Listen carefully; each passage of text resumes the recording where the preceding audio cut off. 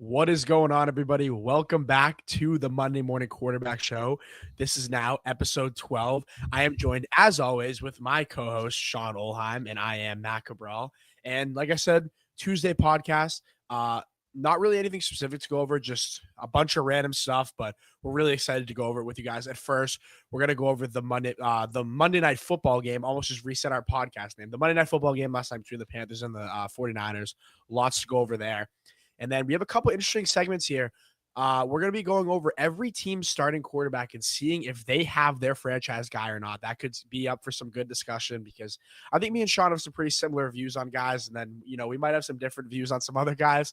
And then Would You Rather George Pickens edition, plus some more news around the NFL. Sean, my friend, how you doing on this beautiful Tuesday night? Not too much beautiful about a Tuesday night, but I'm doing good. We had a brutal game last night. I mean, just an absolute, I don't want to say snooze fest because a lot of turnovers, which I guess is pretty exciting, but horrible game last night from both teams. But we got some exciting segments today that I'm looking forward to, though. So it should be a fun show. Yeah, no, 100%. And before we get into just this whole show, make sure to drop a sub for me and Sean on the Monday Morning Quarterback Show. Make sure to go follow us on TikTok and make sure to subscribe on YouTube as well. We post weekly NFL content and we try to get out as many videos as we can for you guys, whether it's at 12 at night or right now, which is a little earlier than we normally do. But like I said, if you guys can, make sure to leave us a like and go subscribe to the Monday Morning Quarterback Show, as well as following us on TikTok. Sean, let's get right into this Monday Night Football game. Like you said, definitely really turnover-filled game. Not what you really expected to see out of a Brock Purdy-led 49ers offense. Bryce Young kind of fell back down to earth, what me and Sean have always thought he is, back to his 160 yards, 2 picks. My main takeaway from this game, besides the quarterback play, Robert Saleh might be the best defensive coordinator in the NFL. It was an absolute nightmare for Bryce Young yesterday. And it goes to show, without Fred Warner and Nick Bosa, Robert Saleh can still lead an elite unit with the San Francisco 49ers. They got some young guys really stepping up on that defense. But for example, Malik Mustafa, he's an unbelievable player. Another young guy for the 49ers defense. And like I said, they're giving Bryce Young hell on the defensive side. And the Panthers fans kind of coming off a high after that comeback against the Falcons last weekend. But just to go over some performances from this 49ers defense, like I said, Malik Mustafa, unbelievable, just young up-and-coming player for this 49ers defense. And along with I'm looking for Lenore also. I also love him. Another young player for this 49ers defense. Love those two players. And once they get Warner and Bosa healthy next year, if they can keep around the same core, stay healthier. I know everyone's getting a year older. This is going to be a really good defense again for the Niners. And they're playing well right now with, limited options, limited, big names, dare I say.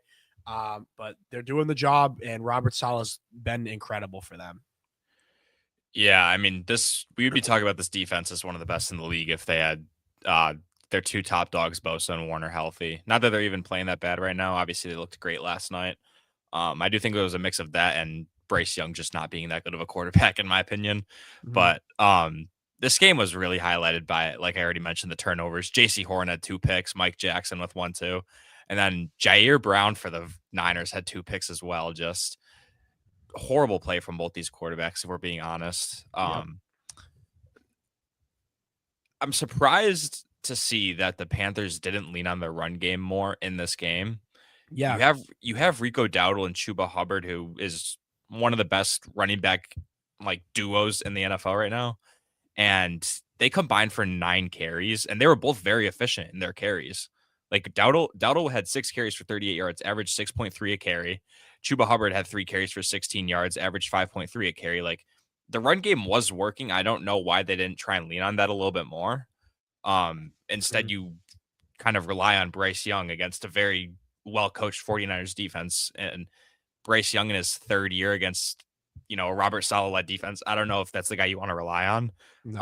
And it clearly wasn't because he threw 2 interceptions. But yeah, I mean Rico Dowdle led the team in receiving yards too, so it's not like Bryce Young was playing great. But No. yeah, on the other side of the ball, McCaffrey, I mean, it felt like his typical rushing game this year. He hasn't been super efficient on the ground as a whole, but obviously everyone knows what he's been doing in the air. I mean, he's been one of the best pass catchers, period, this season. But doing that out of the backfield, super impressive. He had 7 catches for 53 yards. Kittle had a nice game. I'm surprised to see how quiet Ricky Pearsall's been to start since coming back from injury for them. Yeah. I believe last week he only had 1 catch, and then this week he's only had 2 so far. So we'll see if he starts to get implemented a little bit more there. But yeah, as a whole, this was a tough game to watch if you're looking for offense. I mean, some of the turnovers are super costly too, like in the red zone and stuff as well. Like, I don't know. This was Niners moved to 8-4. They're obviously, looking good in terms of playoffs. 49ers kind of fell back down to earth. I don't think anyone really You mean the Panthers? Yeah, I meant the Panthers. Sorry. Okay. No, you're good. I was like, what? Yeah, the Panthers, they fell back down to earth. I don't think anyone really expects them to be a playoff team or to win their division. But I mean, they're still 6-6, so it's not like they're completely out of it. But I think this is where we start to see them trend down.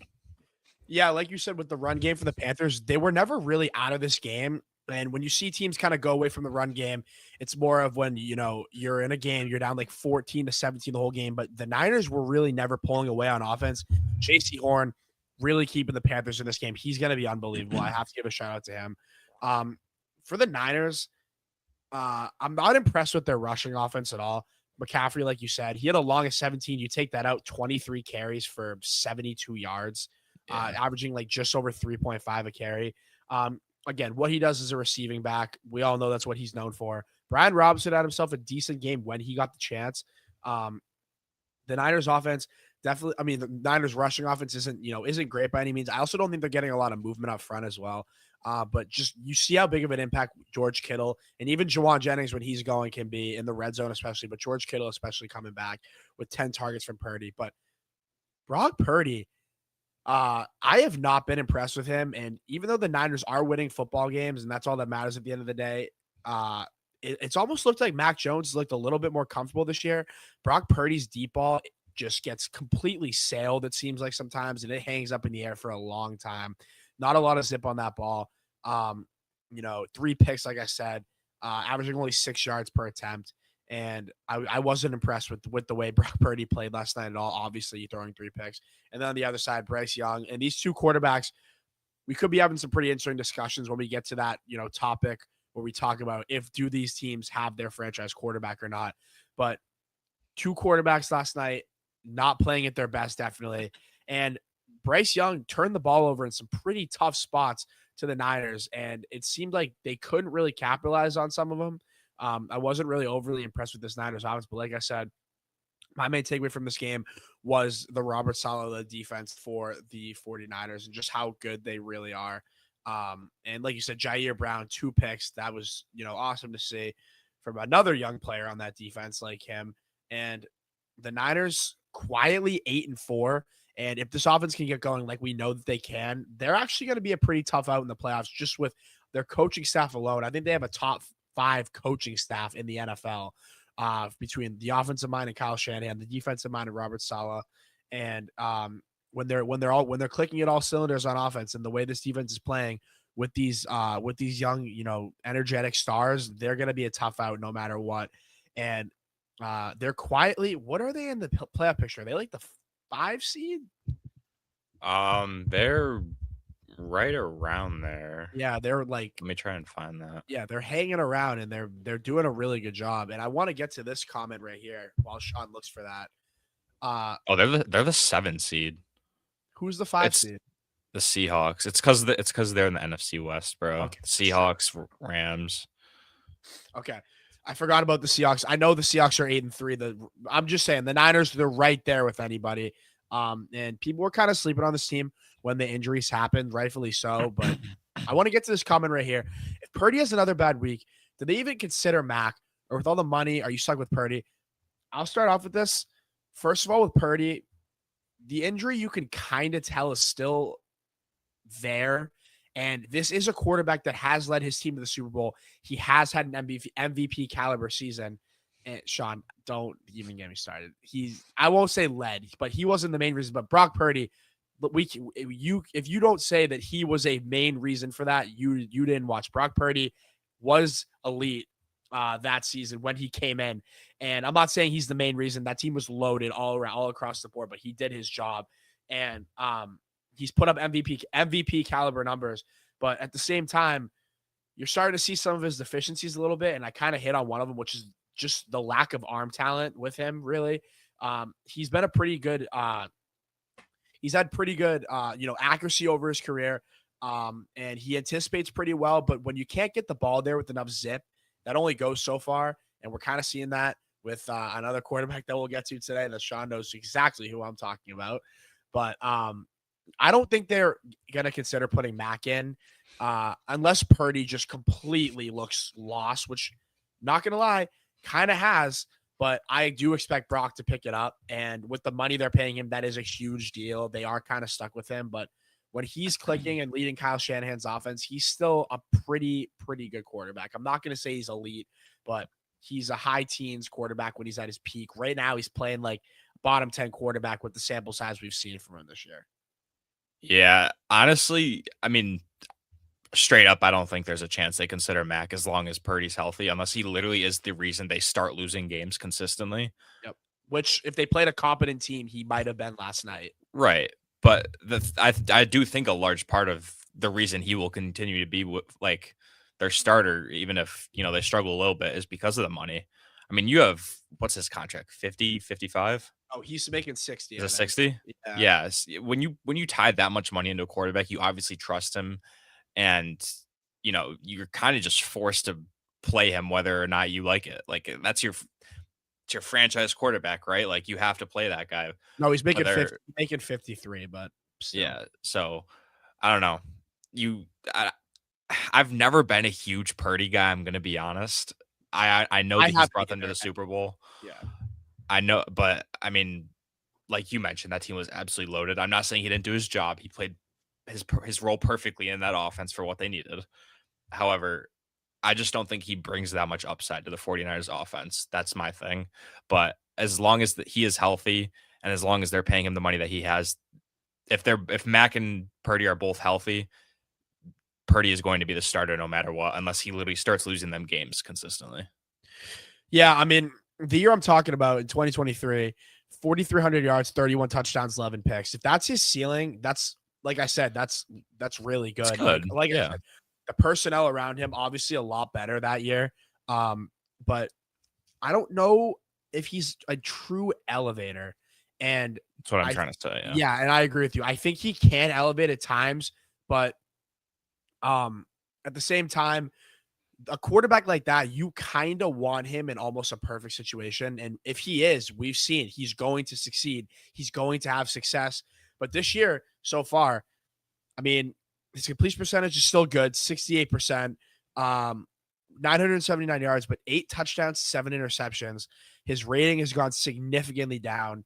And his average yards per throw has also gone down. I know it's this way smaller sample size. It's only been 4 games. I don't want to hear. I understand. I'm just saying, in the small sample size we've had so far, this is what we've seen, and that's kind of what we have to go by, obviously. But I agree with Sean. I think Purdy needs to be in a situation where not everything is perfect, because I do think he can elevate. He's athletic. He can make throws outside the pocket. I'm not saying he can make these throws that only to a certain extent, though. No, I know. I'm not saying he's making these cross-body, insane throws that makes, but I'm saying he is athletic. He is good in the pocket when he's when he's at his best. This is when Purdy's at his complete best. And but at the same time, you need a situation around him where the offensive line is not, playing. They're playing all right. Panthers pass rush, granted, is pretty non-existent. But the receivers, pretty much everyone's healthy except Ayuk, but even last year, Brandon Ayuk was pretty much a non-factor for the Niners as well. So this is pretty much what you're going to get. And especially with the rumors of Ayuk maybe even getting released at the end of the season, we'll see what the Niners do. But Sean, you also brought up another good point. Their first round pick from last year, no one's really talking about it enough. Ricky Pearsall has not involved in this offense at all. It's Kittle, it's Jennings, it's McCaffrey. Obviously, those are your big guys, but you want to start getting this guy involved in this offense and just another weapon for Purdy. Because back when Debo and Ayuk were at their best, Brock Purdy was putting up really good numbers, right? And he was leading teams to the Super Bowl. Obviously, again, take the roster into account, but it wasn't perfect. The O-line had its issues, and Purdy did a good job. But you want them to, maybe try to get Pearsall a little bit more involved. And I don't know if they're working him slowly back from the injury or what. But right now, I kind of agree with this comment. You can't love the Purdy deal. The problem is, me and Sean have talked about this. When you have your quarterback and you want that guy to be your franchise, you got to pay him what the market is, unfortunately. And a guy coming off his rookie contract, coming off an MVP caliber season, leading a team to Super Bowl appearance, you have to pay him what the market is. So that's kind of the situation. Like it just would have looked stupid if they didn't pay him at that point. Yeah, exactly, 100%. Last comment before we move on is Purdy's ceiling that much higher than Mac. It is, but not by much as that contract pays him. I'm guessing that means to say, but I think Purdy's ceiling is a little higher. I know that's what he's saying, but I think it is higher. Definitely. It's just the athleticism for me. And he is over the years, he has been a clutch quarterback. We've seen him go down in games like the Lions NFC Championship game, and he's come back, and like the Packers game as well. And the athleticism as well. And I think the anticipation of Purdy's a little better. The accuracy, Max right there with Purdy. And the turnover issues with Purdy this year have made this definitely a little bit closer than I ever thought it would have been. But I still think Purdy's ceiling is higher than Mac. Yeah, it definitely is higher. I do think, like I mentioned, he does have higher upside. I do agree that he is more athletic, obviously, than Mac, because Mac has the mobility of a, like, I can't even think of an animal. I was trying to think of something slow. I don't want to say a sloth, but that wouldn't have been funny. Anyways, I do agree that Purdy's ceiling is higher in terms of a contract difference. I mean, it's worth it because he's like I mentioned, he's your franchise guy, but I don't know. Never been a huge Purdy guy. I don't know if he's going to be able to bring them to a Super Bowl again, especially just with how hurt their defenses. I think if they had Warner and Bosa and they were healthy on defense along with Saleh as their DC, I think they have a lot better chance to. But the NFC is just way too good right now. You got the Rams looking like a Super Bowl contender. You got the Eagles, who we know they can get there. There's too many teams competing in the NFC right now, and I don't think the Niners are quite on their level.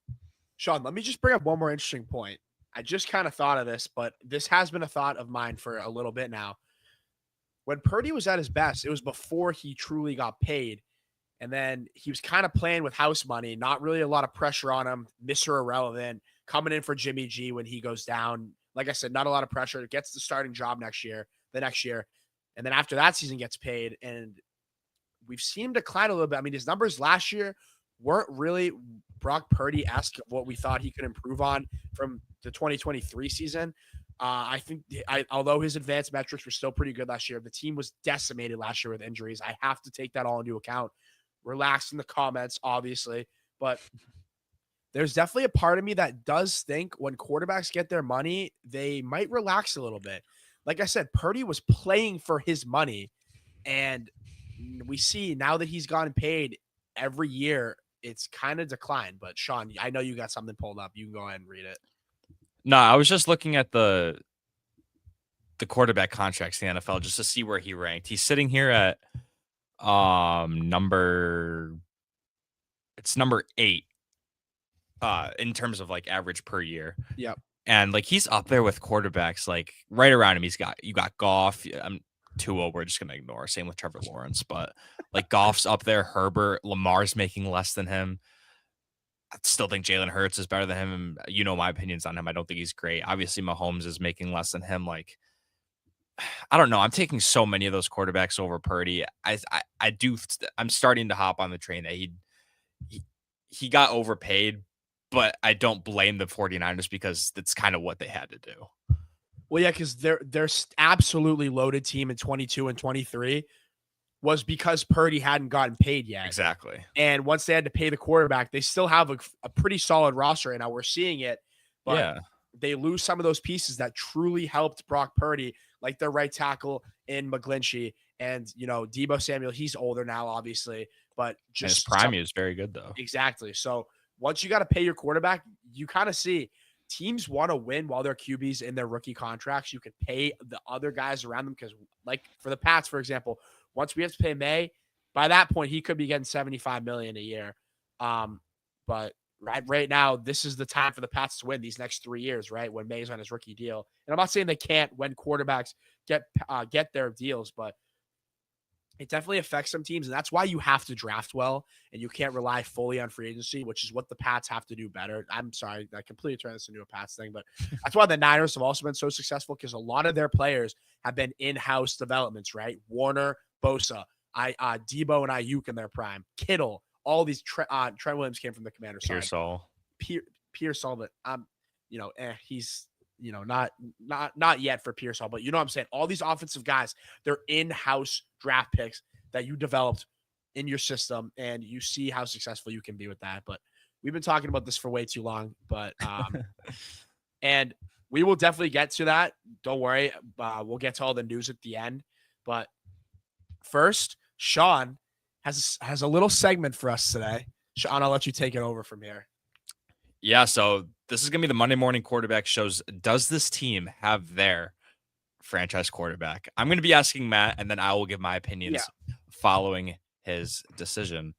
So the first team I have up, I'm just going to go by division here based off their standings. I think that's just the easiest way I have the teams up right now. Yep. So number 1, the Patriots. I think it's pretty simple. I don't know. No, yeah, of course. Yes, they have their guy. He's looked fantastic. He's an MVP candidate this year. Same with the Bills. I mean, no, I'm just kidding. Yeah, I'm not joking around. 100%, of course. Same thing. First interesting one, and I think me and Matt are both going to agree on this. You got the Miami Dolphins. No. And Sean, I have a question for you because this is your segment. Are we ignoring the money because they're going to have to eat Tua's contract or are we just kind of saying, is it the guy or not? I think we should include it because the team chooses to pay their quarterback the money that they pay him. And I think that is a fair thing to, include in this topic, because I mean, if the team thinks that, Tua was their guy at the time, even if it's not looking like it right now, that's their decision. So I think we should not don't base everything off of it, but think about it. Well, guess what? That doesn't change my answer because it's still no. So I'm sure. I mean, we've just seen he's played well the past couple weeks, but he's not an elevator. And when things aren't going well around him, it doesn't look good. He turns the ball over way too much, and he doesn't have a good arm. Not mobile enough. Injury concerns. No. Yeah, for me, it's just an inconsistency thing. I mean, it's kind of become like a stereotype at this point, but it's also the truth. He's not good when he's not at home. He's not good when he has to play in cold weather. He's not great in clutch moments. Like he led the NFL in passing yards back in, I think it was 2023. Yeah. 20. Yeah. I think it was either 22 or 23, but you had Tyreek Hill. Right. And he had one of the best. When he's not facing adversity and he's in the most perfect situation possible with, let's be honest, Mike McDaniel is a solid play caller. When you have all that going for you, it's obviously very easy to succeed. But I think now that he's starting to face some adversity in Miami, he's kind of showing some of his flaws. And if you're going to have a franchise quarterback, you got to have a guy that's going to be able to fight through adversity like that. Also, one more thing, Sean. So his stats here, he has 17 touchdowns to 13 interceptions. And his completion percentage is so skewed, dude, because all of his throws are within most of his completions, not all of them, check downs to Achane, dude. You see it when you play them. They run swing plays to him all the time. Yeah. I don't have it pulled up, but I'd be curious to see what his average depth of target is because his average, it's very low. Yeah, no, I don't have it up either, but yeah, I would definitely. Yeah, my answer to that question is no. I don't think they have their franchise quarterback. Next team up is the Jets. I mean, a train wreck. Don't even need to talk. They're in quarterback contention in the draft, obviously. Hey, they paid Fields $40 million, 2 years. Horrible deal. So moving to the AFC North, you got the Ravens. I mean, obviously got their guy. Pittsburgh Steelers. Nope. Not a franchise. It would not surprise me in the least bit if they brought Aaron Rodgers back last year just to add to the Steelers' resume of bringing in old quarterbacks. Dude, for me, I don't think Rodgers is going to come back, but Mike Tomlin will. I don't think he's going to draft a quarterback next year. I think they're going to go for like a Kyler, a Tua, a Mac Jones, maybe. They just can't accept. It's like, bro, rebuild, man. The thing is too with them, they're super old. Like their whole defense is so old, man. Old. They need like they keep signing these old guys, like hoping that's gonna like get them over the edge. It's like, bro, these guys are at the back ends of their career. They are not getting you over the hump. It's time to rebuild. This team is way too old to try and keep buying pieces to make a Super Bowl. Can't you just see like Kyler, like Mac or Tua? I could 100% see Kyler. Yeah, like I just feel like they're never gonna give up this core. You know, it's like Tomlin. You can rebuild, dude. Like I don't know if he, like obviously the 9-8, like every year. There's too much pride in their winning record. I know it's like cool, dude, but at some point you need a new quarterback. So I'm obviously no, Rodgers is too old. Yeah. Next team up, Bengals. Obviously they got Burrow. Yes. As long as he stays healthy. I think he's only played 3 fully healthy seasons. I believe I saw that. That is a concern, but obviously he's their guy. When he's healthy, he's the franchise. Yeah. He is the franchise. Next team up is the Cleveland Browns. No, God no. Yeah, I mean, more out of Shitter, but God no, I don't. Even you need to see a lot more out of him. Don't even think he played that good on Sunday against the Raiders. He had a couple nice throws, but I think funny comment by the way. Steelers and Rodgers deserve each other. Yeah. I mean, he had a couple nice throws, but I think his numbers looked a lot better because his touchdown was basically a 50-yard play, yards after the catch. Yeah. On a check down. So, I mean, it looked better, and everyone's bragging that he had a touchdown. It's like, dude, wasn't thanks to him. The third Isaiah Bond was nice, though. I'll give him that. Deshaun Watson. They're still paying him for a couple more years. So. Yeah, let's see. I still have the quarterback contracts up. What's he? 1, 2, 3, 4, 5, 6, 7, 8, 9, 10, 11, 12. He's the 13th highest paid quarterback. How many more years? Do you have the years? 2027. So they're paying him next year. Oh my God. That's such a horrible deal, man. I can't believe it ended up like that. He was so good with Houston too. Oh, I loved him. Interesting one here, Matt. And I want to hear your opinion. The Indianapolis Colts. Is Daniel Jones the truth in Indianapolis, Matt? Tell me. I think that we're starting to see Daniel Jones' flaws come through these past couple weeks. But at the same time, we've also seen him run Shane Steichen's offense as well as any quarterback has in Indianapolis. Oh God! Putting you on the spot here. I'm gonna this is a tough one. I'm gonna say yeah. I'm gonna say yes right now. They're 8-3.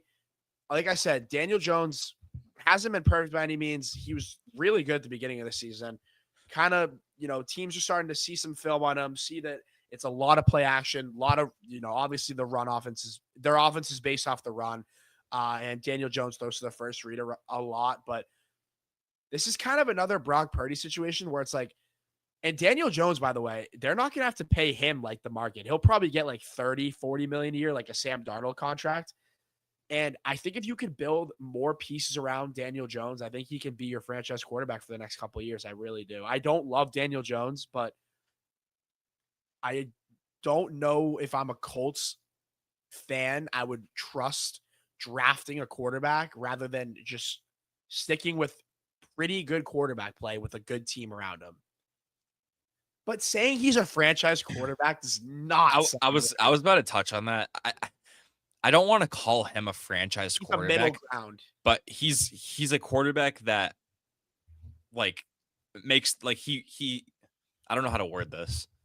He's a placeholder for like a couple of years. Like he's gonna make their offense good for let's say 3 to 4 years. He's not gonna get a 5 to 6 year $300 million contract like some of these other guys because he just hasn't proven himself enough. But I'm going to be really curious to see how he looks in the playoffs under that pressure.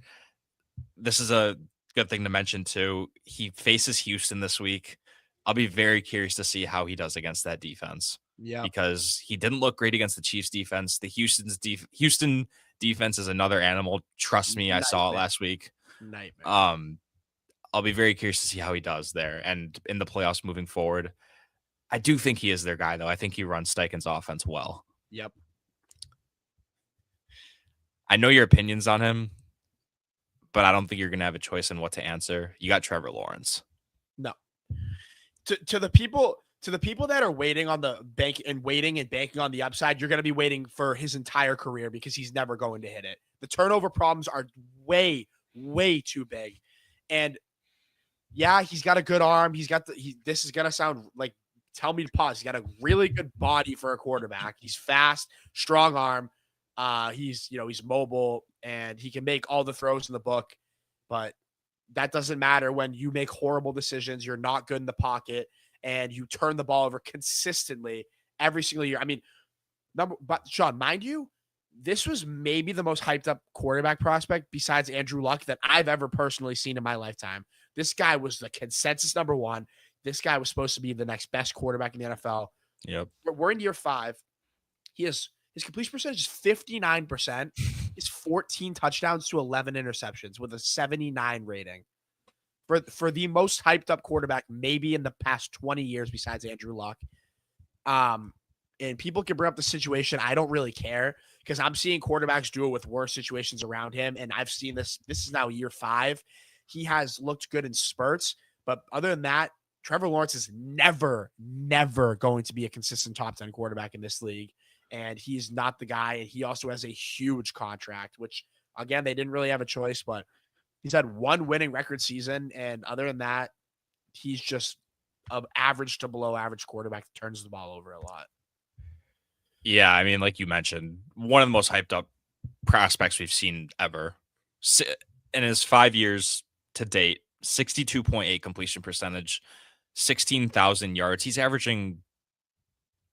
Actually, he did get injured last year, so his numbers went down a little bit in terms of average. But at the moment, he's averaging 3,200-ish yards a season. He has 83 touchdowns to 57 interceptions. Yeah, like his touchdown interception ratio is worse than 2-1, which for a franchise guy is just not good enough. And sorry, I'm trying to go back to that page. Passer rating of 84.2, which is just whatever. Again, average, dude. Average. Yeah, it's just like I'm not even trying to say he's like bad. Like he's not like bottom of the barrel, but like yeah, but for the prospect he was hyped up to be, he's like slightly below average in my opinion. And this is such a good comment because Lawrence is not the guy. What are we gonna do? Give him 10 years? He has had one good, great year. This is what I'm saying. People will still be like, oh, next year. It's like, dude, we're going on to year 6. We could already wipe this year away. Another average to below average year. I mean, dude, watching some of his film and plays, he throws the interceptions he throws are also in costly moments. He threw one in the red zone against the Cardinals. He threw one on his own 5-yard line. Granted, he got pressured, but it's like, how do you not feel the pressure coming from that sideline? He threw it. Walter Nolan pick 6. Good for him, but Trevor Lawrence is never going. If the Jaguars want to be stuck with mediocre quarterback play, he's your guy. He's going to look good sometimes. He's going to look like crap sometimes. And the middle ground, he's going to throw for 190 yards a game, a touchdown, and a pick. He's going to run for 20 yards a game. That's what you're going to get. And for the prospect he was hyped up to be, he is not the guy. Yeah, I'm just looking at his like season stats individually. His rookie season, he obviously sucked. Yeah, but yeah, I'll give him that though, because but it was worse than like bro, first overall pick, and he had a 12 to 17 touchdown interception. Yeah, like come on. His second year, he was good. He was good. This year and the next year were like his years. Just listen to the stats. No, second year he was good. 66%, 4,100 yards, 25 touchdowns, and 8 picks. That's a good year. Yes, 100%. But then third year, 4,000 yards, 21 touchdowns, and 14 interceptions. Number one pick, bro. And then last year he played 10 games, 2,000 yards, 11 touchdowns, and 7 interceptions. This year, 11 games so far, 2,400 yards, 14 touchdowns, and 11 picks. So right now he's pretty much on pace for like 21 touchdowns and like 16 interceptions. Like Yeah, it's just really bad. Not the guy. Nope. And he doesn't provide enough on the ground outside of that. Nope. And they're giving him weapons. Brian Thomas looked better with Mac Jones last year, by the way. He is yeah, not no looked doubt. like the same player with Trevor Lawrence beginning of this year and beginning of last year. Yeah, I mean they're making moves for him. They added Brian Thomas Jr., obviously very talented. They Travis Hunter. got him Travis Hunter. Yeah, obviously Hunter's out for the year. They just traded for Jacoby Myers. I mean, they're trying to give him pieces. Their run game's been pretty good. Travis Etienne's had a solid year. Beischel too has provided them some sparks, but I don't know. I agree. First round pick, first overall pick, one of the most hyped up prospects, extremely disappointing. I don't think he's a franchise quarterback. He's not good enough, but they don't have a choice with how much they're paying him. Nope. Okay. Moving on. You got the Houston Texans. Yeah, I think Stroud's still the franchise quarterback, and we've seen him win 2 playoff games in 2 years now. I don't want to sound like a hypocrite saying the pieces around him need to be better, and Stroud is not perfect in his own right. He has not been himself since his rookie year, really, but again, I'm a little higher on Stroud than a lot of people are, and I think Stroud's still the guy. And if they can build an offense with the defense that they have, they're going to be a good team for a long time. Yeah, I like the talent with Stroud. I think obviously he hasn't been up to standard compared to his rookie year since then. But I don't know. It feels like the loss of Tank Dell has just really killed him. Well, yeah, they had him and Diggs last year. Yeah, but it wasn't just on the field too. Like they're so tight off the field as well, I've heard. Yep. And just losing, a brother like that on the field can definitely affect your play on the field. So I don't know. We'll see how he does when he comes back from injury the rest of the season. I'll be curious to see. I will say though, Sean, I am higher on Stroud than a lot of people, but my leash is getting a little shorter with him because a little bit. I think that's fair. I don't want to put everything on the situation around him because, like I said, we see quarterbacks elevate situations, and I understand the offensive line's historically bad, but you still see plays that Stroud makes where you're like, okay, this guy's a stud. And then he makes these plays once in a while where he's not seeing the field. He misses throws. His completion percentage has dropped drastically. The past couple years, we saw he only threw like 5 picks in his rookie year, threw 12 last year. Doesn't really throw for a ton of touchdowns, but I still am high on Stroud, and it wouldn't surprise me if Stroud's a consistent top 10 guy for a long time. Yeah, I think he can come back and become a very good quarterback for the Texans, and with that defense, the sky's the limit. So, he just needs to be able to elevate that offense. Moving on, Tennessee Titans. It's very, very, very early. Cam Ward looked really good last game. Shout out to Cam Ward. I know we talked about it, but he played really well last game. Yep. You can't really answer this though. Like, I haven't seen enough. For now, yeah, because you drafted him number 1. That's my answer. But he has some moments, and this is talk about a bad situation, by the way. This dude is throwing in janitors, bro. Their receiving core is so bad. But for now, yes. And I hopefully the disastrous Titans organization can actually build a team around him after firing Mike Vrabel, which is like, good Lord. But yeah, I'm going to agree with you just strictly because of the fact of the situation. And he hasn't been perfect by any means outside of how bad his team has been. But like, dude, his wide receiver number 1 right now, I'm pretty sure is Shimmeray DK. Yep. Like, that's a practice squad guy on most teams. Yep. And he is their wide receiver 1. He's like a kick returner. Like, I don't know. And the investments they made on the offensive line, like Dan Moore sucks for how much they're paying him. I mean, their leading receiver right now is Chiga Okonkwo, and then it's Alec Ayomanor. I mean, yeah, it's just horrible. Like, I think it's fair to make the excuse for him about how bad the situation is. Especially for a rookie, too. Offensive line sucks. Receiving core sucks. Defense sucks to back him up on the other side of the ball. Coaching sucks. His coach looks, I forget the reference I used the last time, but his coach looks like a JV coach. He doesn't look like he should be an NFL coach. Not that looks really matter. I know that they have, obviously has a good football mind if he's an NFL coach, but besides the point, I think the talent is there with Cam Ward. If they can get any sort of team around him next season, I think that we'll be having a different conversation. But right now, I'm going to say yeah, just because he's their number one overall pick, and I think that he has some good upside. Moving to the AFC West, you got the Denver Broncos.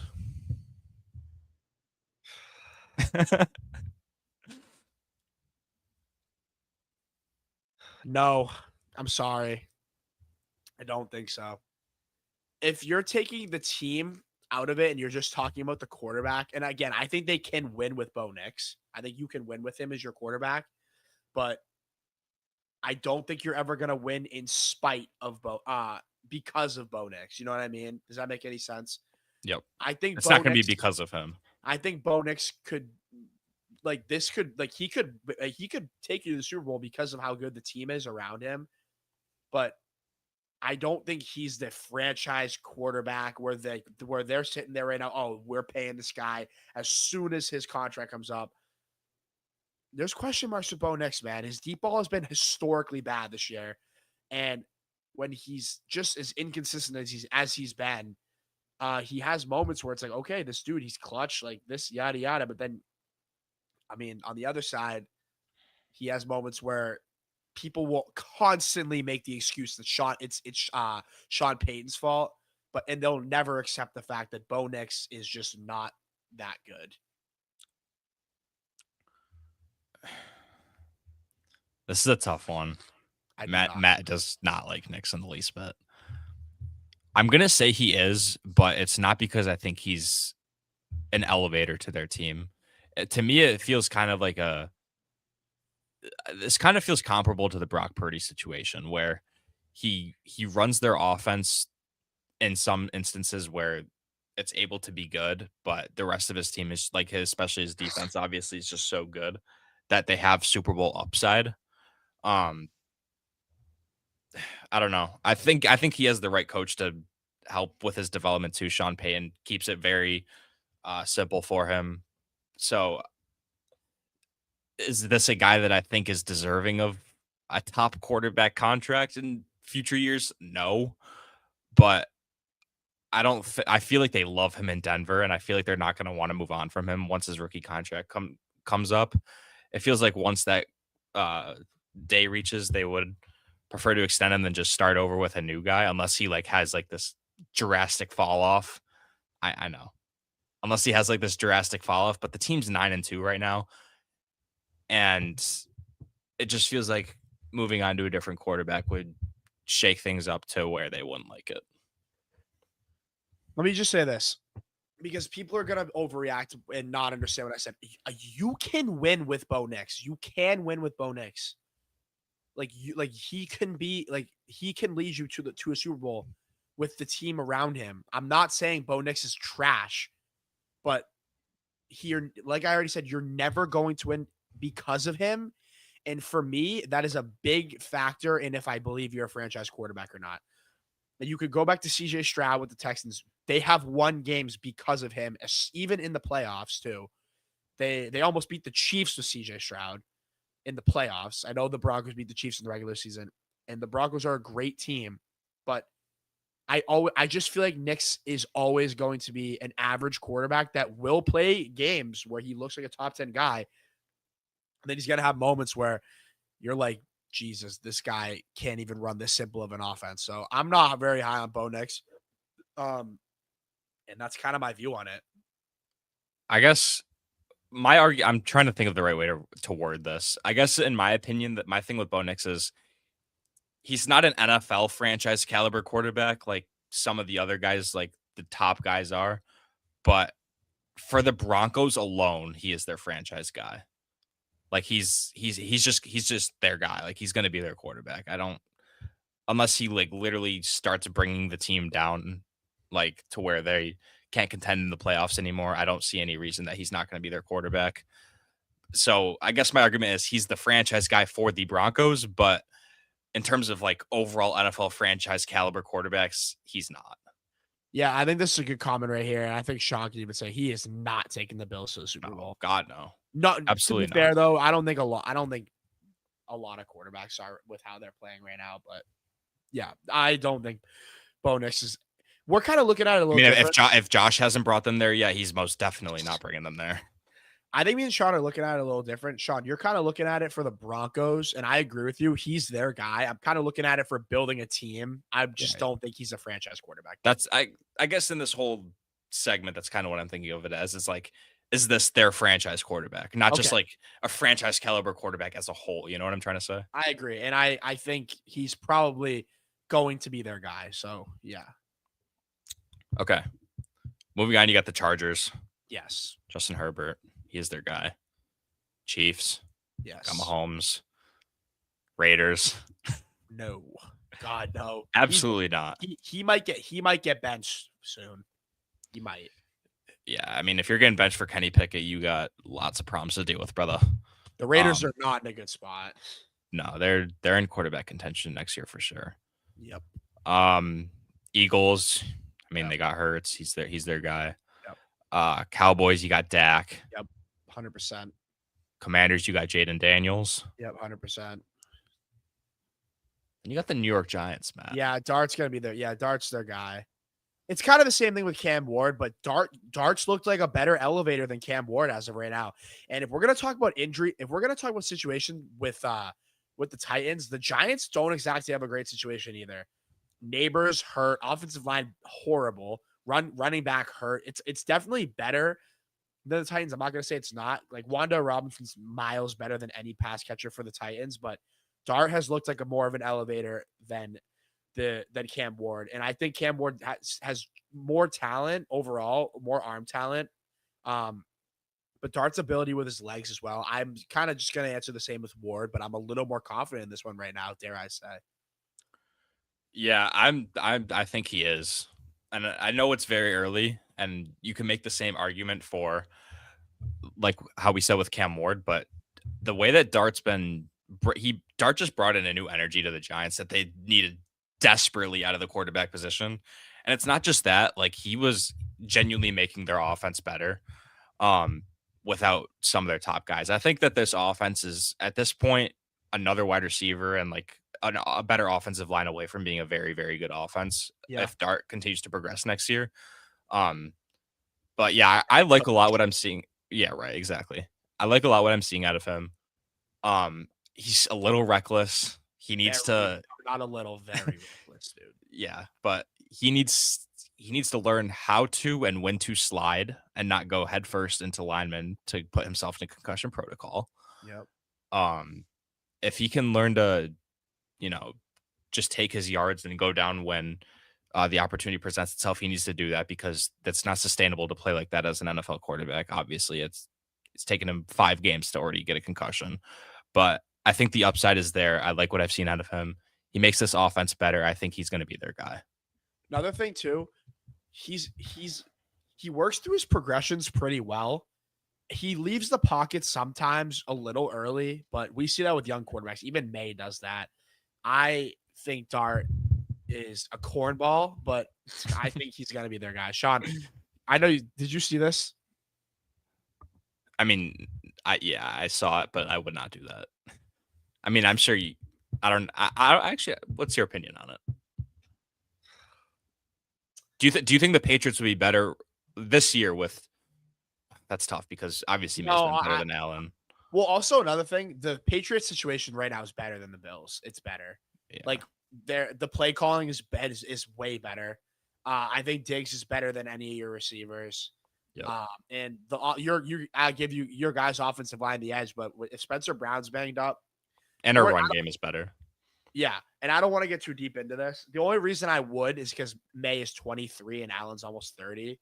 But it has nothing to do with like Allen's play because like he hasn't been great, but like we've seen Josh Allen over the years, he's unbelievable.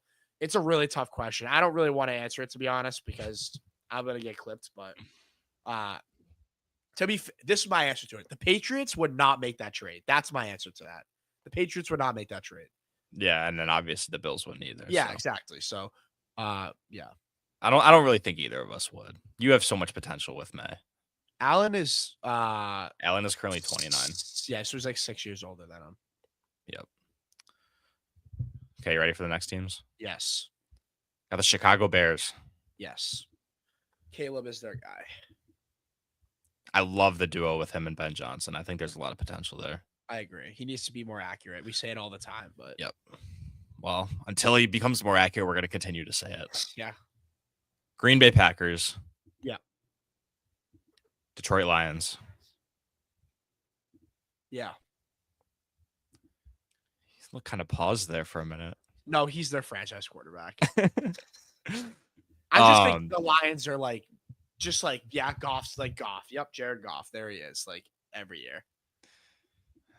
Minnesota Vikings. Nope.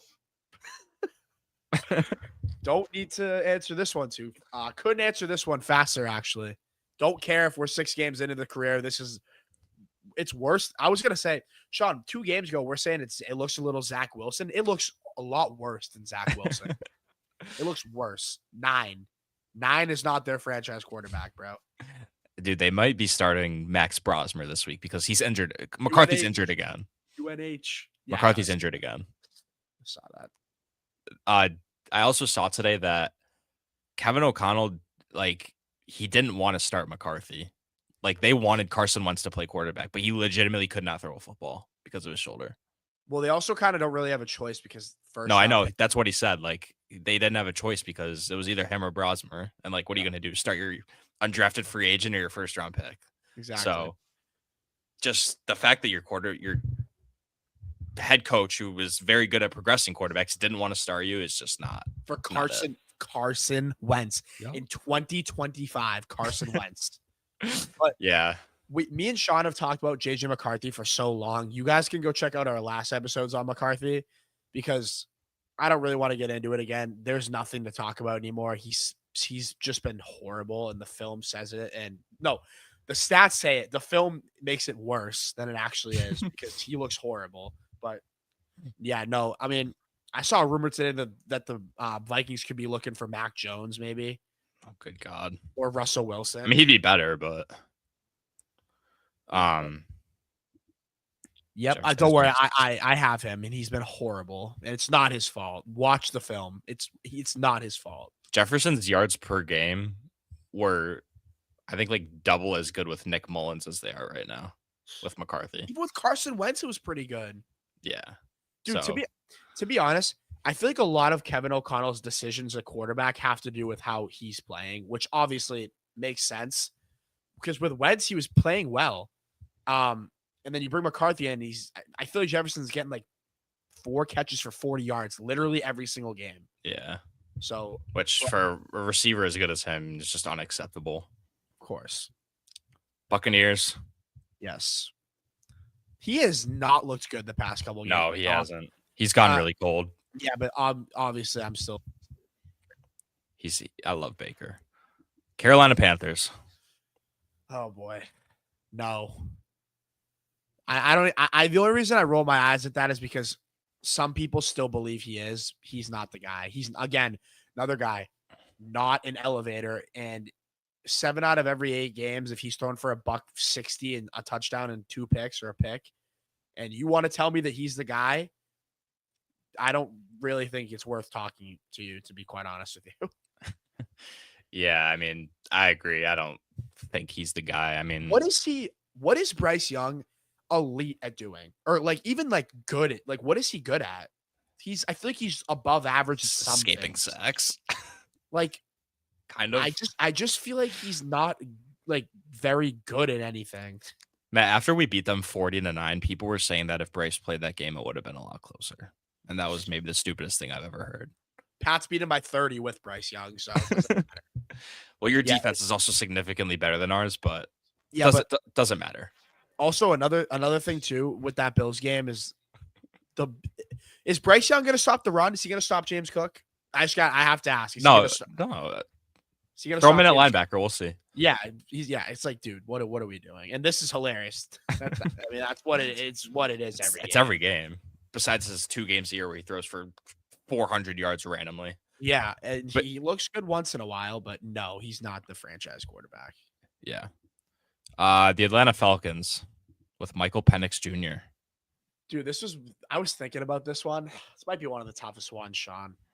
I'm saying no right now. I don't really know what else to say.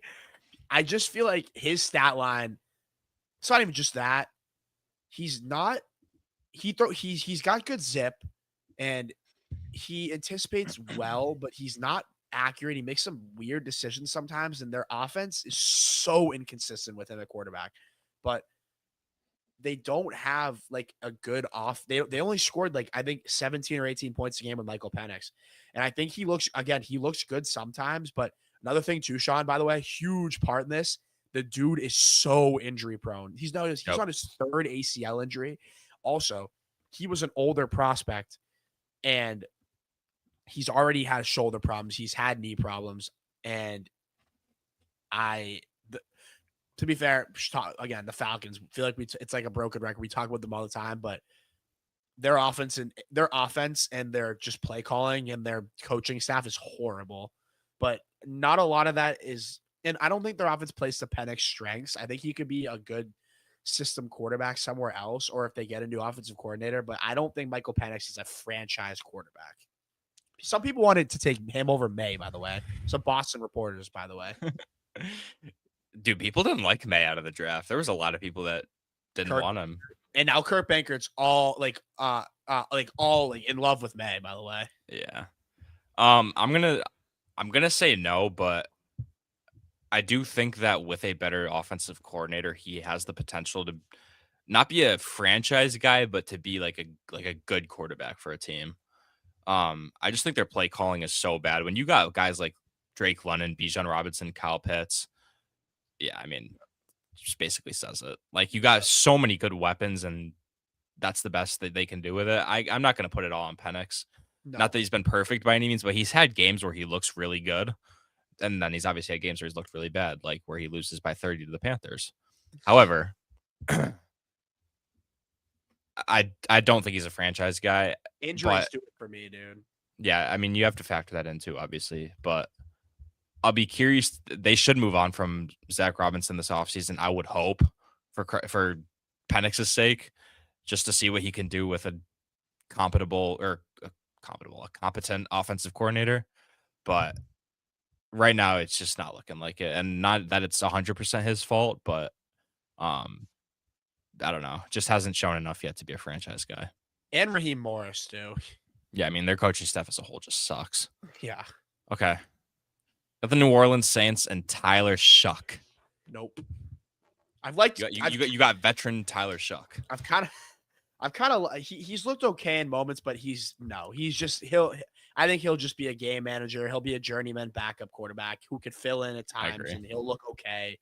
But no, I do not think so. Yeah, he's not the guy. And I don't think Rattler was either, but no. Not like either of those guys really elevate your offense that much. Wait, Sean, interesting question. Do you think the Saints stick with Shuck for one more year and try to build their roster? Or do you think they just try to go for the quarterback? Because like the problem is, if they draft a quarterback, they're putting them in a pretty bad situation. Although they do have Kellen Moore. He's a great play caller, but it's going to depend on what Shuck does. That's funny. It's going to depend on what Shuck does the rest of the season for me. If he shows that he can be, I mean, right now he's not playing bad. I'll give him credit. Like he's surpassed my expectations personally already. But, yeah. But it's going to depend on how he looks the rest of the year. If he shows that he can be a game managing quarterback for them, at least, then I think that they might stick with him next year. But if he really starts to fall off a cliff to end the season, I think that they got to go with a new quarterback. I just think for the Saints, like where they are, like I think they should just build the roster, dude. Like first, like they have so many pieces to fill in. They're building the offensive line though. Like the line's good. Back to back years, you got tackles. The tackles are good. Like that's the best part of their team. Yep. And what else? There's nothing. I mean, Olave is good. Like Johnson's a good tight end, but their defense is so goddamn old. Like their defense is good. So old. Like they need everything on defense. To be quite honest, Sean, I think it's time to move on from Kamara. I was just gonna say they need a running. I think they need a new running back. Kamara, maybe a Hall of Famer, but they need a running back. They need a lot. But we're spending too much time talking about the Saints right now. Yeah. Tyler Shuck, not a franchise guy. No. The Los Angeles Rams. This is The this is this is only like a hard reason I'm one. thinking Yeah. about it is because he's old. Like he's Yeah. straight up old. I mean, I'm not. Yes, my answer to this question is yes, but like he's old, so they're gonna have to because I think he's on a 2-year deal. He's gonna retire after next year. Um, but the Saints are I mean, the Rams are 100% going to be in a quarterback, but their team is so good. They have McVay right now, 100%. Obviously, not. I'm not thinking about if Stafford's a franchise quarterback. It's the age. Relax. Yeah, I mean, dude, they have the Falcons pick in this year's draft too. Another Like disastrous play. Just overall the for Rams could win the Super Bowl and have a top 10 pick in the same year. Like people aren't talking about that enough. They could trade that pick for like another like amazing player. By the way. Oh yeah, no doubt. But also too, it wouldn't surprise me if they drafted a quarterback and just let him develop behind Stafford. Like who better? I mean, you got McVay and Stafford to learn from. Hey, they get Anthony Richardson. Okay, well, cancel that idea. No, but all seriousness, like if you get a guy that gets to learn behind those two, and then you come into an incredible situation, wide receiver, running back, wise, all that stuff, great defense, you're in for a good career, in my opinion. Yep. All right. Next team, you got the Seahawks. Yes. The answer is yes, but he needs to perform in big games. But yes, he's their quarterback. I agree. And I probably would have said that for the Vikings last year too, but obviously Darnold's on a longer contract. Yep. 49ers. Yeah, Purdy's still their guy. Don't think he's an elevator. No. It's kind of similar to Bo Nix a little bit, but he's like a limited upside guy. But Purdy's been to the Super Bowl. Like, I don't know. We've seen Purdy play some pretty damn good football. I'm gonna say yes. And then you got to round it out the Arizona Cardinals. 100%. Jacoby Brissett, franchise guy for the Cardinals. Let's give it up for Jacoby Brissett. Obviously not playing good football, by the way. He is. I mean, he's elevated. Michael Wilson's like all of a sudden playing unbelievable, but obviously not. Kyler Murray, he's a lost cause there. He's gone. He's as good as gone. What are the Cardinals going to do a quarterback next year? They got to draft one. They got to draft one. They have to. Yeah. Either that or they get a Tua, a Mac Jones. No, God, Jesus Christ. Yeah, no, they need a quarterback. That was a lot of fun, actually. I had a lot of fun discussing some of them because, like, obviously you have your obvious ones, but then once you really go through it, there's some names where you're like, wow, like I don't know, but that was a lot of fun. Before we get into the next segment, just make sure to drop subscription for the boys on YouTube. Hit the like button. It helps us out a lot, and follow us on all socials as well. On to the next segment. Got a little would you rather here for Sean, a guy that's playing unbelievable this season. One of my personal favorite players in the NFL, or just like the talent. Would you rather? Oh, sorry, let me restart that just for the clip. This is the Monday Morning Quarterback Show's Would You Rather George Pickens edition. Now, Sean, he's currently second in the NFL in receiving yards, miles behind JSN, by the way, who is just unbelievable. Looks like he's going to break a record. This is Would You Rather George Pickens edition. First name up, Zay Flowers. Oh, it's Pickens easily, dude. Okay. Oh my God, he's been like Zay Flowers. He's good. Like for the Ravens, obviously he's their number one. But dude, Pickens is just. I honestly would have I would have argued Pickens last year when he was on the Steelers over Zay Flowers when his numbers weren't as good. And to be honest, before he went to the Cowboys, I wasn't even a huge Pickens guy. I thought he was a little bit overrated, but I was truly exposed. He was just in such a bad passing offense with Russell Wilson just throwing him go balls 10 times a game and just hoping he would catch it. But now that he's in like a good passing offense with a good quarterback, it's Pickens easily. I'd take him over Flowers 100%. I think if Pickens was on the Ravens, their passing game would be unstoppable. All right, that was just to get your feet wet there, Sean. Just just a little warm up. Next name up, Jalen Waddle. Ooh.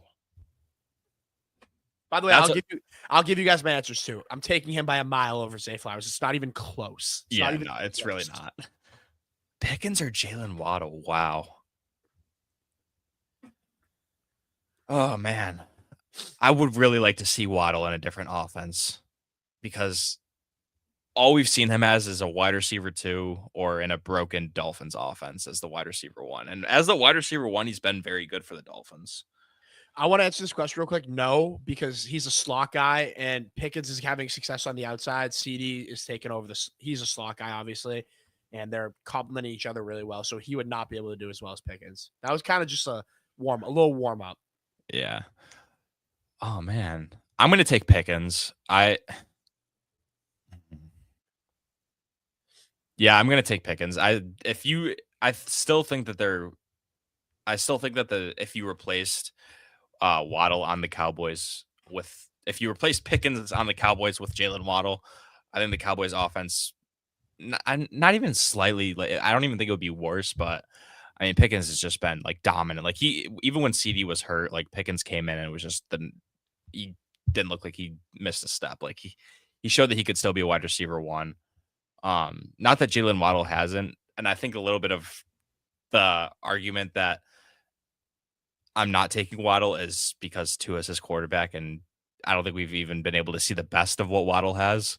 I feel like I'm downplaying Waddle a little bit here, which isn't fair. I think Waddle's an incredible receiver. I was praying the Bills were going to trade for him at the deadline because I do think that he's a number 1 on most teams, but I'm still going to take Pickens. Pickens has just been too good this year. I'm taking George Pickens. Not really. I love Jalen Waddle, but I think George Pickens was just stuck for years in a horrible offense. And we're seeing he's just kind of scratching the surface on what he could be. He was stuck with Kenny Pickett, Russell Wilson, not Aaron Rodgers, Kenny Pickett, Russell Wilson, Justin Fields, just horrendous. Mason Rudolph, horrendous QB play. You give him Dak Prescott, he's second in the league receiving yards. He's on pace for like 1,600 yards this year. I think George Pickens is awesome. Waddle's amazing, and it's not like a clean like Pickens, but give me George Pickens. Next name up, Nico Collins. Oh man, I'm taking Nico Collins, dude. I am. I think the way that I'm like thinking about my arguments here is, would the Cowboys offense be better with this wide receiver or George Pickens? And if you put Nico Collins, who I think is even more dominant on the outside than Pickens is, I think their offense would just be unreal. I mean, Nico Collins is so good, dude. I think that his numbers don't look as good this year because I don't think that their offense as a whole, like their passing game as a whole, has been that great. But I mean, we've seen what Nico Collins can do, man. Nico Collins is a true number 1, arguable top 10 guy. Like, I would take Nico over Pickens. Are you taking Pickens over Nico Collins? I'm just so high on Pickens' upside because I've already explained it. I'm going to say this for a lot of guys. You literally couldn't have been trapped in a worse situation than Pickens was in Pittsburgh. And I'm not saying I excuse all of his behaviors because he was a complete clown over there, but you have to realize that it definitely got frustrating after a while.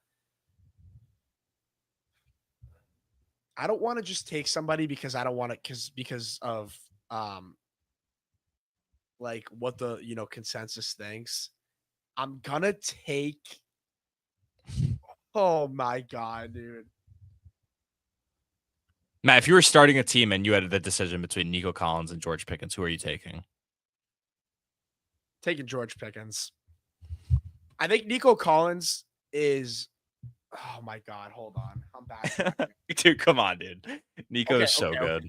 Okay, I know, but Nico does have injury problems. He does have injury problems, bro. Nico has injury problems. Okay. I'll give him that. I don't want to overreact too much. I'm gonna take Nico by a smidge, but it is if Pickens plays like this the rest of the year, I'm taking Pickens. He has been so good. Like, have you seen the catches he has made on the deep balls that Dak is giving him, bro? I know. Dude, he's been better than CD. He's been better than CD. Like, and I'm not saying I think he's better than CeeDee Lamb. CeeDee can't hold on to a ball this year. No, not against the Eagles, but Oh my God. I don't feel good about taking him Nico over Pickens. I really don't. I feel like I'm kind of just doing that because I don't want to get clipped, but I really don't know. It's really close, and you kind of put it in a good perspective.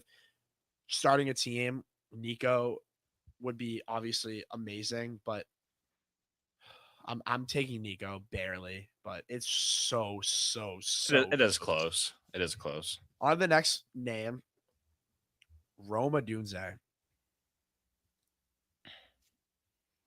I'm taking Pickens, and that's not to discredit Adunze. I think he's having a great year.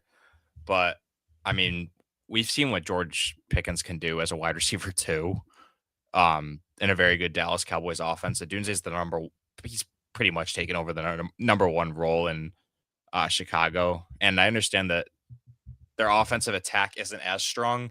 Caleb doesn't throw for as many yards as Dak does, and he obviously completes a lot less of his passes. But I just think Pickens he's just been so dominant, man. Like he showed that he is good enough to be a wide receiver 1 in a good offense, and he's the wide receiver 2 right now, and he's second in the league in passing yards. And then Roma Dunze obviously having a great year, but he's only in his second year or second.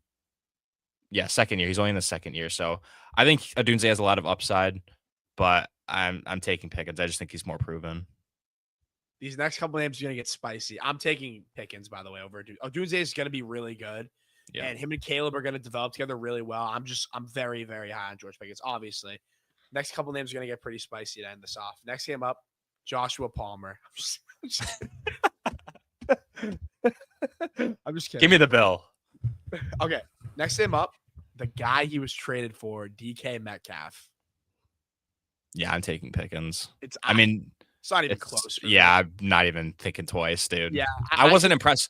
I wasn't impressed with DK in Seattle when their passing offense was better, and he's just gotten even worse in Pittsburgh. Which I'll cut him some slack. You can obviously see how bad Pickens was in Pittsburgh, but I mean, just I've always thought DK was a little overrated. I didn't think that he had a couple good years in Seattle, but once JSN came in there, he kind of took over the number one role, and I think DK started to fall into his shadow, and I don't think he separates well. He has some nice plays downfield, but Pickens is just way more dominant. I'm taking him easily. That trade looks so bad for Pittsburgh, by the way. Like, I don't think Pickens would be having near the success and I think DK would be better in Dallas, but Pickens is younger. He's almost more explosive at this point, to be honest with you. We haven't really seen it from DK this year. Better hand, way better hands than DK. Yep. And he's been a better contested catch receiver. He's been pretty much better in everything this year. And I think it's pretty funny that DK is getting paid $35 million and Pickens he's going to get. They don't use him like he's being paid $35 million. No. I just wanted to throw that one in there because obviously that is, the guy he was traded for. Next name up, T. Higgins. A consistent guy that's done it for a couple years now. Whereas Pickens, you're kind of banking on what you're seeing from him right now. Could you imagine George Pickens in an offense with Joe Burrow and Jamar Chase? Dude, that would be absolutely unstoppable. I have a take for this. No, I don't. That's not a good take. Like, this isn't to discredit the Cowboys offense by any means. That's obviously one of the best in the league right now. But dude, I think Joe Burrow's a better quarterback than Dak. I think everyone can agree on that. And I think Jamar Chase is he's better than CeeDee Lamb. Obviously, Lamb's one of the best in the league. But if you throw Pickens on that offense with Joe Burrow throwing to him, and then you have Jamar Chase alongside of him, like, who's stopping that offense? I think obviously T is very good for them. He's been very good. He's been a great wide receiver too. But man, just seeing what Pickens has done this year as a wide receiver too, I think he's good enough to be a wide receiver 1. If you have Chase and Pickens on the same team, I think that would be unreal. I'd take Pickens. I'm taking Pickens by a smidge. I love T. Higgins and he's awesome, but I think right now you can't deny this doesn't just happen. You don't just have 1,100 yards with 5 or 6 games left of the year. Like this isn't just like a one in George Pickens is legit. And he hasn't had a bad game since week 1. Exactly. And against the Jets, he wasn't great, but doesn't matter. He got out of He didn't have Pittsburgh. to do much that game. He got out of Pittsburgh, and we see what he's done. I'm taking him slightly over T. Higgins. And the last name up, this one could stir some water in the pot here. That makes no sense, by the way. Don't know. Stir the pot. I know what you're saying. Yeah. A.J. Brown. Oh, wow. Oh, my God. Let me just say this real quick. AJ is 28. Pickens is 24. Just to throw that out there. Oh, my God, dude. If you're building a team right now, Sean, who are you taking? That's kind of the question. Oh, my God. This is hard. Matt, I'm going to take A.J. Brown. And, oh, my God. Yeah, I'm going to take A.J. Brown. And as much as I know we're including, it feels like a lot of recency bias, which is it's completely fair to George Pickens, but you have to include that kind of inversely with A.J. Brown. He doesn't even feel like a factor in this offense. And I think you could kind of see again in the game against Dallas this past week. A.J. Brown had one of his better games of the season. He was absolutely cooking in the first quarter, and they scored 21 points. Mm-hmm. Like, their offense is at its best when they're getting the ball to him. Yep. Like, before this season, he was no doubt a top 10 receiver. People argue top 5. But he's falling out of that conversation because they don't factor him into the offense, and their offense is worse without him. Man, I'm gonna take AJ Brown. If I'm starting a team right now, I'm taking AJ Brown. It's close, but I'd prefer him. So I have a take on this one, and I think you'll agree with me on this. I think AJ Brown can still dominate a game more than George Pickens and take over a game more than George Pickens, like just with the physicality and the deep ball threat. I don't want to say it's all on the Eagles not incorporating him because he has kind of lost a step a little bit, but I'm still taking AJ Brown. I have to because I don't want it to be all recency bias. The reason I took Nico and AJ Brown is because of the history, but the gap has closed. Oh, no doubt. George Pickens is that good. But I'm taking AJ Brown slightly, and it's kind of just for that reason. He's only 28. He's not super old still. AJ Brown's been doing what George Pickens is doing this year for longer. 100%. And I understand. I'm just saying, is George Pickens kind of blossoming into another version of kind of like AJ Brown? He's turning into him, but he needs to do it for multiple years before I can take him over AJ Brown. So that was that. Would you rather? I thought that was really fun. I think there's some tough ones in there, dude. I think me and Sean did a good job incorporating not all recency bias but you also have to take into account, it's like, dude, this isn't just like normal people don't just do what Pickens is doing. Like we've seen one receiver wonders have like 1,000 yards. Pickens is gonna have over 1,500. Like Jerry yards. Judy. Pickens is gonna have over 1,500 yards. And if you guys truly watch Dallas, he is that good. But that's gonna do it for that one. I wanted to throw another name in there, but I think who are you gonna put? I was gonna throw Drake London in there, but I'm taking Drake London definitely. Yeah, that would have been close though. I think. Yeah, I think Drake London's one of my favorite players in the NFL. But just to wrap this podcast up, just some news around the league, and I just want to hit on the first one. Brandon Cooks to the Bills, Sean. I mean, are they gonna do this every week with a new receiver? Every receiver that gets released, are they just gonna pick up? Yeah. I mean, they just love bringing in their 32-year-old receivers on the outside that are going to have 100 yards for them and make one random really nice catch downfield once every 4 games. Yeah, I mean, it's hard to get excited about it if I'm being honest. He got signed to the active roster, so he's likely going to play this week, unless he's just a scratch and they want to get him implemented more. But Puka, by the way, it's Puka easily. Puka, yeah. Puka, 100%. Joe Brady hates scheming wide receivers to run downfield and stretch the offense, which is Brandon Cooks' game. Not that he's as good at it anymore as he used to be, obviously, but it's just kind of like a lateral move. It just feels like another random wide receiver that we're just going to add to the room. Maybe he'll be a good. I hate saying this, being a good veteran presence, Knew you were gonna say that. but I mean, maybe it's to get some more competition for Keon too, just to get him in shape. But it wouldn't surprise me if Keon got scratched again this week, I was and gonna say, like, if Cooks played instead of him. does this just like kind of push Keon even farther out of the lineup? Yeah, I don't know what their direction is with him. I'm gonna be honest. I don't think anyone does. They're clearly not happy with him.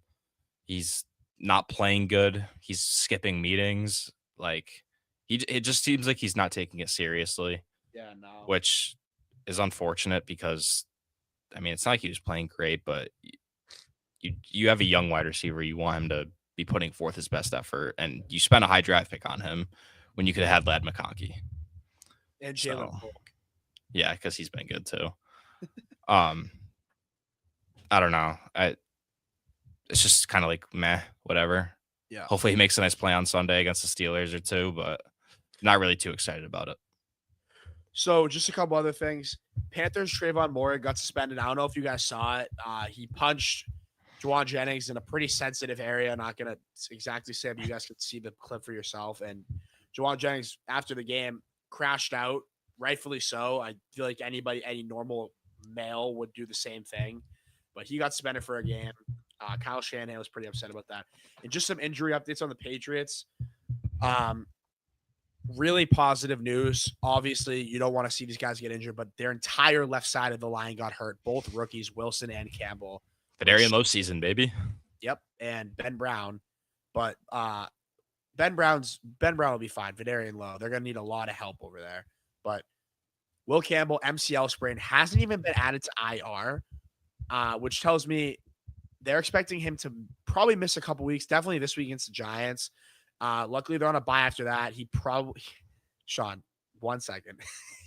He probably won't play against the Bills either, which is not really the biggest deal, just with the Bills' pass rush has been pretty poor.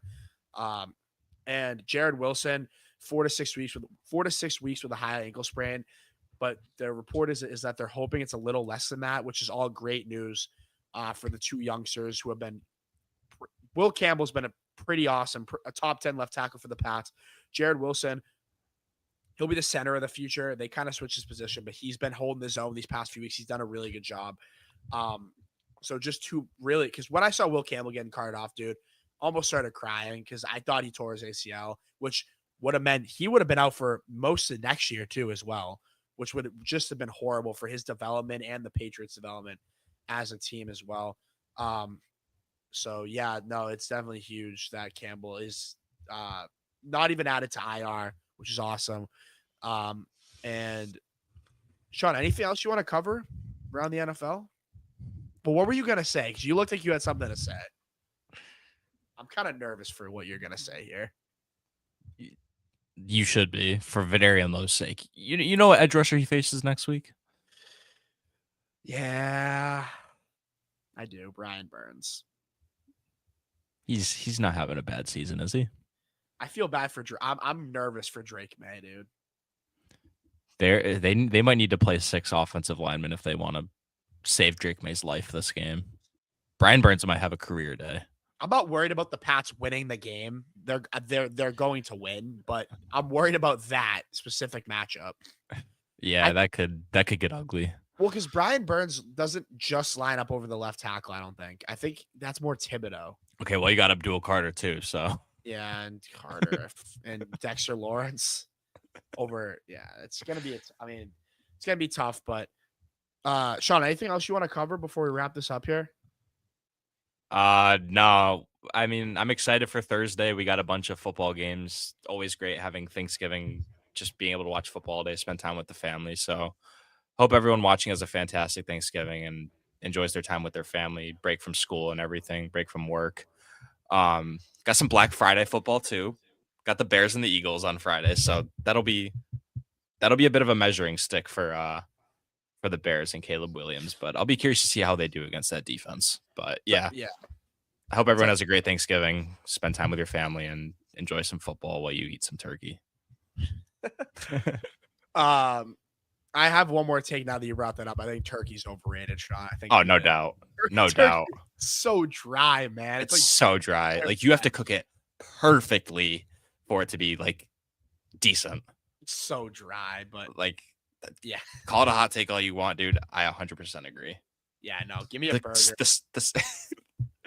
The sides definitely carry Thanksgiving and the dessert, but Yeah. turkey's up there with overrated. Yeah. Yeah, that was pretty much going to be what I say. Make sure you guys all have a happy Thanksgiving. Take advantage of this time off. Just, take time to really be grateful for everything. And I know me and Sean will. For you guys have been awesome for us so far. We did not think we were even going to have this podcast started by now. And we're going into Thanksgiving having, a lot of fun doing this. And I just hope you guys I wish you guys the best, and I hope you guys have a lot of fun with your family, watching football, eating some good food, some dry food. But yeah, just have a great rest of your guys. Oh my God, I can't talk right now. Have a great Thanksgiving. Have a great rest of your week. Watch some good football. And me and Sean, I don't know if we're gonna be able to do a podcast on Thanksgiving, maybe Thanksgiving night, but we'll see how that goes. But make sure, like I always say, just drop a subscription to the Monday Morning Quarterback Show. Make sure to follow me and Sean on our personals that can be found right below our names. And that's going to do it for episode 12 of the Monday Morning Quarterback Show. And we will see you guys next time.